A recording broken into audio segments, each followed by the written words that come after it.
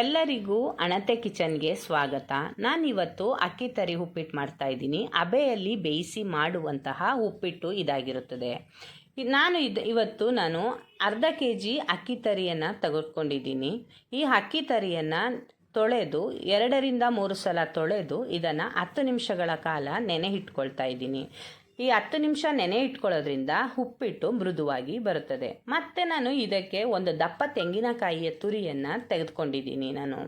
ಮತ್ತು ನೀರಿನಲ್ಲಿ ನೆನೆಸಿಟ್ಟಂತಹ ಅಕ್ಕಿ ತರಿಯಿಂದ ನೀರನ್ನು ತೆಗೆದು ಇಟ್ಕೊಳ್ತೀನಿ. ಮತ್ತು ಮಿಕ್ಸಿಗೆ ತುರಿದು ಇಟ್ಕೊಂಡಂತಹ ಕಾಯಿ ತುರಿ ಜೊತೆಗೆ ರುಚಿಗೆ ತಕ್ಕಷ್ಟು ಉಪ್ಪನ್ನು ಸೇರಿಸಿ 1 ರೌಂಡ್ ಮಿಕ್ಸಿ ಮಾಡ್ಕೊಳ್ತಾ ಇದ್ದೀನಿ ನಾನು. ಈಗ ಮೊದಲಿಗೆ ಮಿಕ್ಸಿ ಮಾಡ್ಕೊಂಡಂತಹ ಈ ಕಾಯಿ ತುರಿ ಮಿಶ್ರಣವನ್ನು ಅಕ್ಕಿ ತರಿಗೆ ಮಿಕ್ಸ್ ಮಾಡ್ಕೋಬೇಕು ನಾನಿವಾಗ.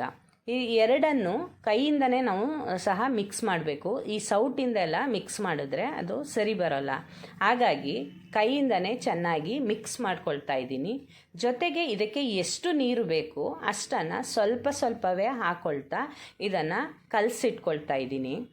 ಈಗ ನಾನು ಹೇಗೆ ಕಲಿಸ್ತಾ ಇದ್ದೀನೋ ಈ ಕನ್ಸಿಸ್ಟೆನ್ಸಿಯಲ್ಲೇ ಈ ಉಪ್ಪಿಟ್ಟಿನ ಅಕ್ಕಿ ತರಿ ಮಿಶ್ರಣ ಇರಬೇಕು. ಏಕೆಂದರೆ ಬೇಯಿಸೋದಕ್ಕೆ ನೀರಾದರೆ ಚೆನ್ನಾಗಿ ಬೇಯೋಲ್ಲ. ಹಾಗಾಗಿ ಈ ಕನ್ಸಿಸ್ಟೆನ್ಸಿಲೇ ಇದ್ದರೆ ಒಳ್ಳೆಯದು.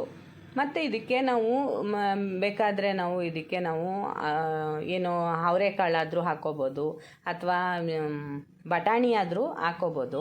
ಹಾಗಾಗಿ ನಾನು ಇವತ್ತು ಈ ಮಿಶ್ರಣಕ್ಕೆ 1 ಲೋಟ ಅವರೆಕಾಳನ್ನ ಬೇಯಿಸಿ ಸೋಸಿಟ್ಕೊಂಡಿದ್ದೀನಿ.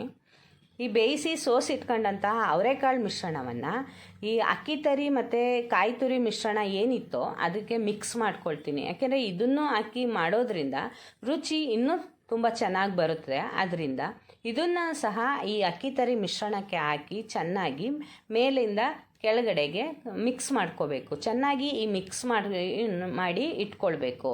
ಈ ಮಿಕ್ಸ್ ಮಾಡಿದಂತಹ ಮಿಶ್ರಣವನ್ನು ಇಡ್ಲಿ ತಟ್ಟೆ ಪ್ಲೇಟ್ಗೆ ನಾವು ಒಂದು ಎಣ್ಣೆ ಸವರಿ ಆ ಪ್ಲೇಟ್ಗೆ ನಾವು ಈ ಏನೇನು ಇಡ್ಲಿ ಪ್ಲೇಟ್ಗಳಿದೆಯೋ ಅಷ್ಟನ್ನು ಸಹ ಎಣ್ಣೆ ಸವರಿ ಇಟ್ಕೋಬೇಕು. ಇದಕ್ಕೆ 1 ಸೌಟು ಗಟ್ಟಿ ಮಿಶ್ರಣ ಹಾಕ್ಕೊಂಡು ಮತ್ತು ಅದರಲ್ಲಿ ತಿಳಿ ಅಂಶ ಬರುತ್ತದೆ. ಆ ತಿಳಿ ಅಂಶ ಅರ್ಧ ಸೌಟನ್ನು ಹಾಕ್ಕೊಂಡು ಇದನ್ನು ಸ್ಪ್ರೆಡ್ ಮಾಡ್ಕೋಬೇಕು. ಸ್ಪ್ರೆಡ್ ಮಾಡಿದ್ದನ್ನ ಇಡ್ಲಿ ಸ್ಟ್ಯಾಂಡ್ಗೆ ಇಟ್ಟು ಒಂದು ಒಲೆ ಮೇಲೆ ಒಂದು ಕುಕ್ಕರ್ ಆದರೂ ಇಟ್ಕೋಬೋದು ಅಥವಾ ಒಂದು ಪಾತ್ರೆನಾದರೂ ಇಟ್ಕೊಳ್ಳಿ. ತಳಭಾಗಕ್ಕೆ ಸ್ವಲ್ಪ ನೀರನ್ನು ಹಾಕಿ ಕಾಯಲ್ಲಿ ಇಡಿ.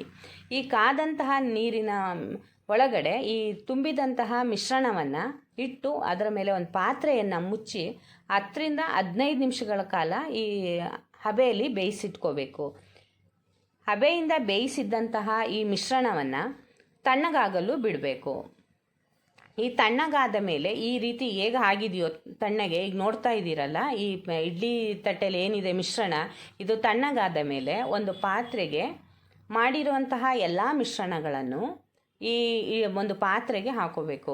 ಹಾಕ್ಕೊಂಡು ಇದನ್ನು ಪುಡಿಯಾಗಿ ಮಾಡ್ಕೋಬೇಕು. ಯಾಕೆಂದರೆ ತಕ್ಷಣ ಅದನ್ನು ಒಗ್ಗರಣೆ ಪಾತ್ರೆಗೆ ಹಾಕಿದ್ರೆ ಉಪ್ಪಿಟ್ಟು ಅಷ್ಟು ನೀಟಾಗಿ ಬರಲ್ಲ. ಹಾಗಾಗಿ ಇದನ್ನು ಚೆನ್ನಾಗಿ ಕೈಯಿಂದನೇ ಪುಡಿ ಮಾಡಿ ಇಟ್ಕೋಬೇಕು. ಈ ಪುಡಿ ಮಾಡಿ ಇಟ್ಕೊಂಡು ಮತ್ತು ಇದಕ್ಕೆ ನಾವು ಒಂದು ಒಗ್ಗರಣೆ ಕೊಡಬೇಕಾಗುತ್ತೆ. ಒಂದು ಪಾತ್ರೆಗೆ 7 ರಿಂದ 8 ಚಮಚ ಎಣ್ಣೆ ಹಾಕಬೇಕು. ಸ್ವಲ್ಪ ಎಣ್ಣೆ ಜಾಸ್ತಿ ಇದ್ರೇ ಚೆನ್ನಾಗಿರುತ್ತೆ ಈ ಉಪ್ಪಿಟ್ಟಿಗೆ, ಕಡಿಮೆ ಆದರೆ ಅಷ್ಟು ಚೆನ್ನಾಗಿ ಬರಲ್ಲ.